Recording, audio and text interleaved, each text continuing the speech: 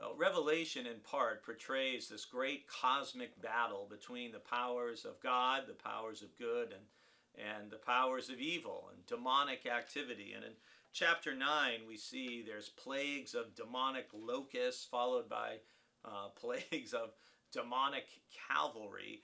And our verses for the day come from the end of chapter 9, verses 20 to 21, which is kind of a summing up statement before we have this interlude. And the verses say, the rest of humankind who were not killed by these plagues did not repent of the works of their hands or give up worshiping demons and idols of gold and silver and bronze and stone and wood, which cannot see or hear or walk. And they did not repent of their murders, their sorceries, or their fornication, or their thefts. So, what does this have to do with you and me? Well, part of looking at Revelation, part of interpreting apocalyptic literature, literature that's revealing something that's hidden, is this idea that A, we are in a spiritual or cosmic battle, that there is a good and an evil side, and every day there's a struggle. And the idea is, how am I living my life? Am I living in a way that is pleasing to God? Am I pursuing personal holiness? And idolatry takes many forms.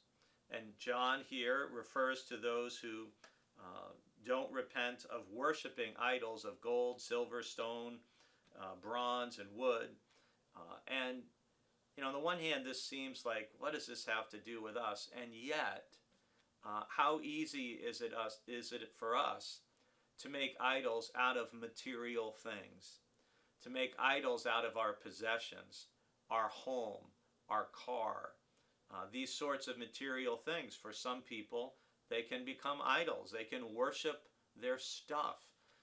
And we don't want to do that because, as we've seen with Hurricane Ian down in Florida, and especially in the Fort Myers area, anything physically that human beings can build can be destroyed and disappear in a moment, in a day.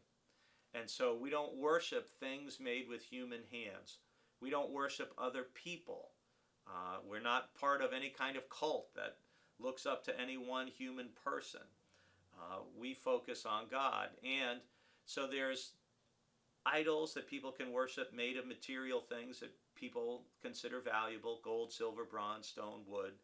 And then there's also behaviors that John mentions: murder, sorcery, fornication, and thefts. And again, these are things that largely look back at the Ten Commandments that we are not supposed to do. So part of what this cosmic battle that we read about in Revelation chapter 9 reminds us is, it's a call to holiness. It's a call to obedience. It's a call to faithfulness for each and every one of us as followers of Christ.